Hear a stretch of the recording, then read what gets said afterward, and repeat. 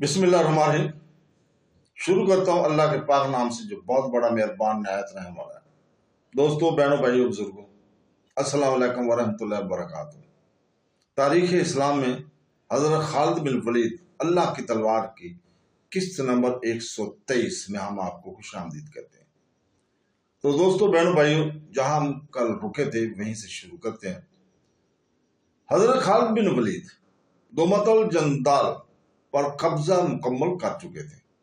उन्होंने वहां का इंतजाम एक नायब सलार के हवाले किया और फौरी तौर पर कूच का हुक्म दे दिया।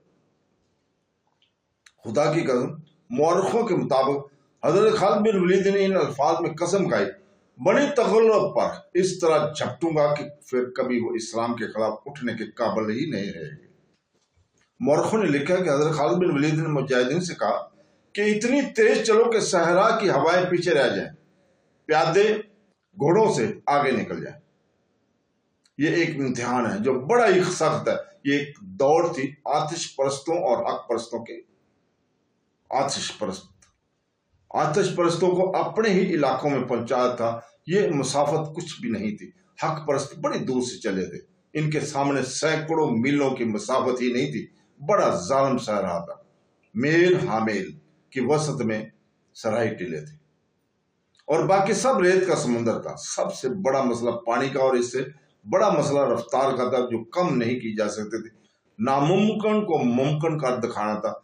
चांद और सितारों ने इन्हें चलते देखा, सूरज ने इन्हें चलते देखा। सहरा की आंधी भी इन्हें ना रोक सकी। आंधी, सूरज, प्यास और भूख जिस्मों को मजूर किया करती है। वो जो तपते सहराओं में प्यास से मर जाते हैं वो जिस्म होते हैं। और जो खालिद बिन वलीद की क़यादत में दोमतल जनरल से चले थे वो अपने जिस्मों से दस्तबरदार हो गए। इनकी कुव्वत इरादी का और कुव्वत ईमानी का करिश्मा ये था कि उन्होंने जिस्मानी जरूरियात से निगाहें फेर ली और रूहानी कुव्वतों को बेदार कर लिया था। इनकी जुबान पर अल्लाह का नाम था, दिलों में ईमान और यकीन मुकम था। अपनी ही आवाज इन पर विज्जत तारी कर रही थी। जंगी तराने गाने वाले लश्कर के वस्त में ऊंटों पर सवार थे। इनकी आवाज आगे भी और पीछे भी जाती थी। लश्कर के कदम दफों और नफरियों का ताल पर उठते थे और ये ताल बड़ी तेज थी।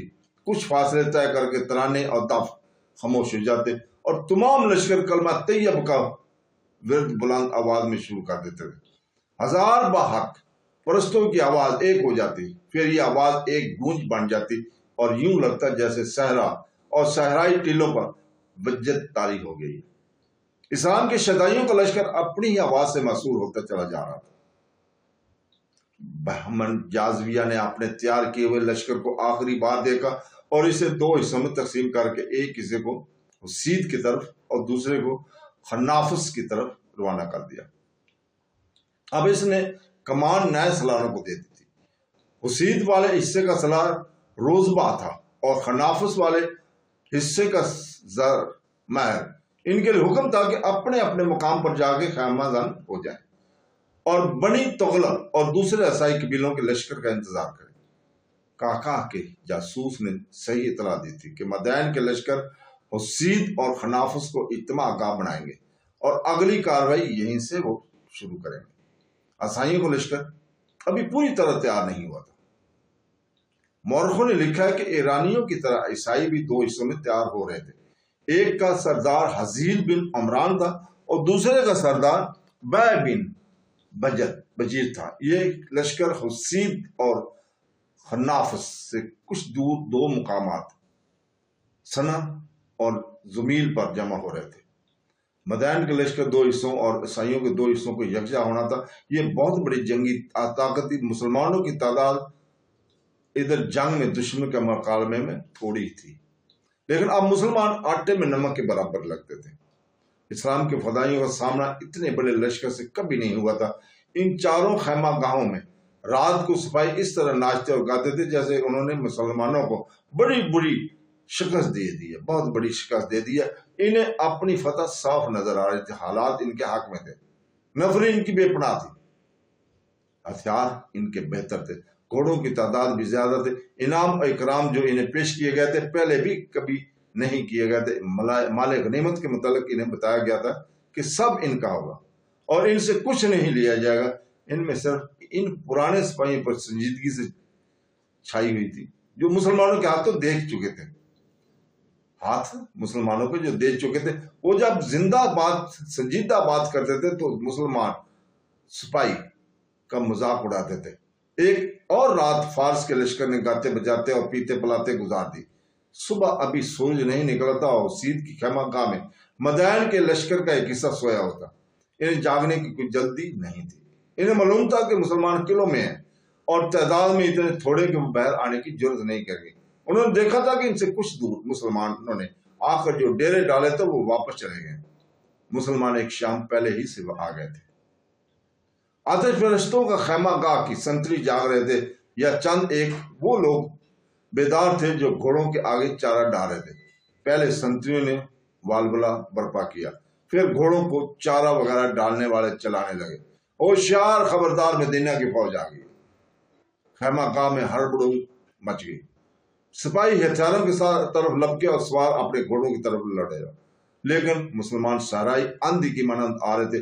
ان کی تعداد آتش پرستوں کے مقابلے میں بہت ہی تھوڑی تھی، لیکن یہ غیر متوقع تھا کہ وہ حملہ کریں گے۔ مسلمانوں کی تعداد صرف 5000 تھی۔ ان کا سلار کاکا بن عمرو تھا۔ گزشتہ شام حضرت خالد بن ولید اپنے لشکر سمیت پہنچ گئے تھے۔ انہوں نے آرام کرنے کی بجائے صورتحال معلوم کی۔ انہوں نے شام کو ان مختصر دستوں کو حسید اور خنافس سے واپس بلا لیا تھا۔ اس سے آتش پرستوں کے حوصلے اور بڑھ گئے تھے اور یہ سمجھے کہ مسلمان ان کے اتنے بڑے لشکر سے مرعوب ہو کر بھاگ گئے۔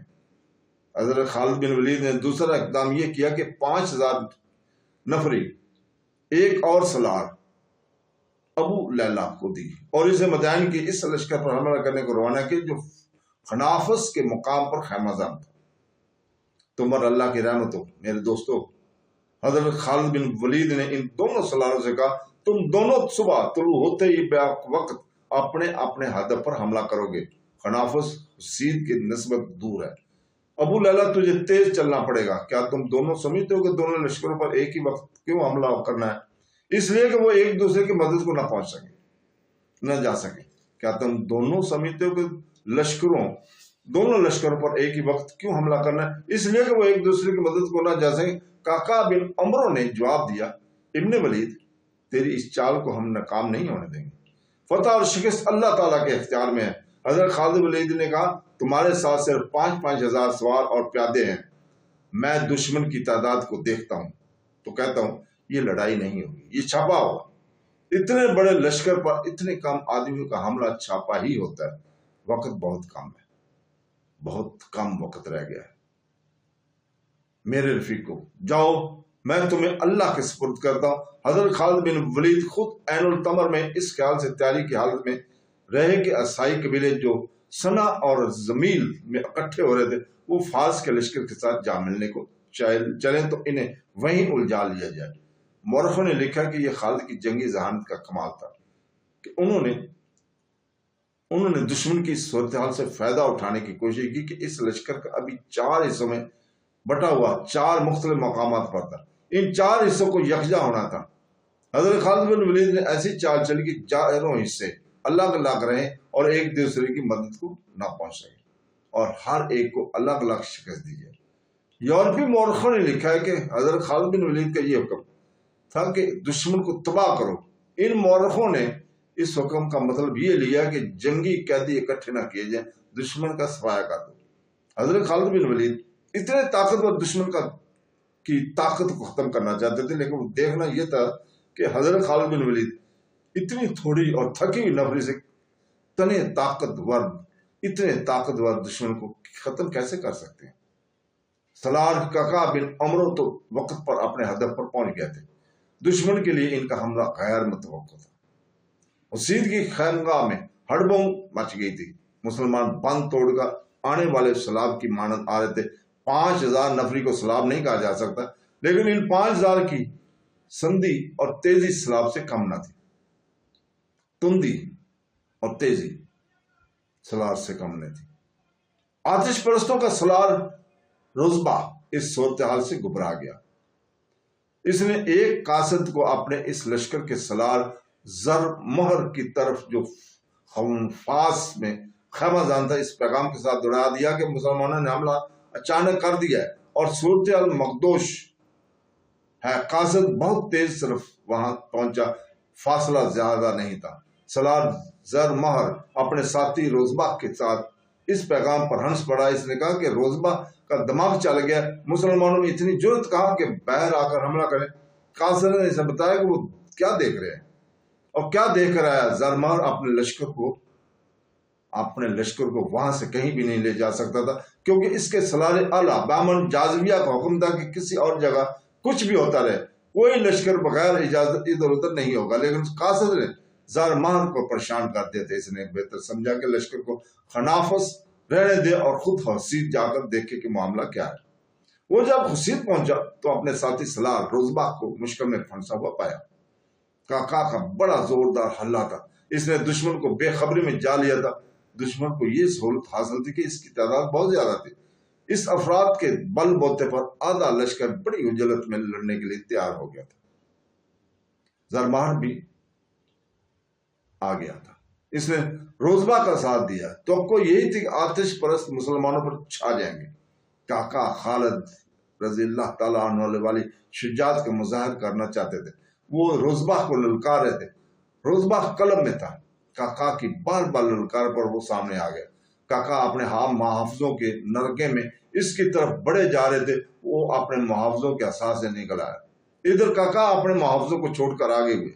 दोनों ने एक दूसरे पर वार रोके, पैंतरे बदले और ज्यादा वक्त नहीं गुजरा था कि काका की तलवार रोजबा के पहलू में बगल से जरा नीचे उतर गई।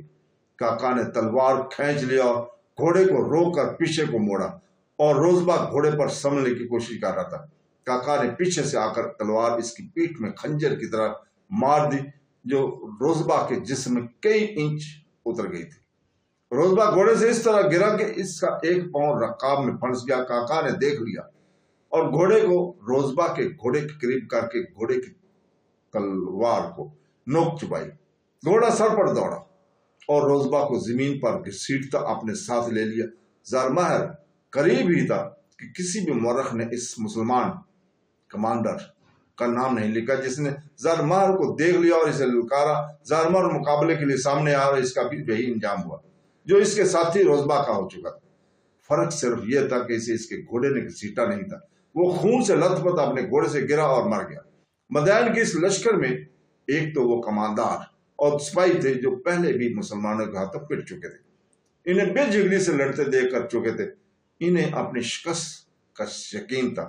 इनके हौसले और जज्बे में जरा से भी जान नहीं थी और वो कट रहे थे या लड़ाई से निकलने की कोशिश करते। जाजविया ने जिन नौजवानों को भर्ती किया था वो तेग जनी और तीर अंदाजी वगैरह में तो ताक थे और इनमें जोश खरोश भी था, लेकिन इन्होंने मैदान जंग पहली बार देखा था और मुसलमानों को लड़ता भी उन्होंने पहली बार देखा था। उन्होंने तड़पते हुए और प्यास से मरते हुए जख्मी कभी नहीं देखे थे। जख्म खुर्दा घोड़ों को बेलगाम दौड़ते और इंसानों को कुचलते भी उन्होंने कभी नहीं देखा था।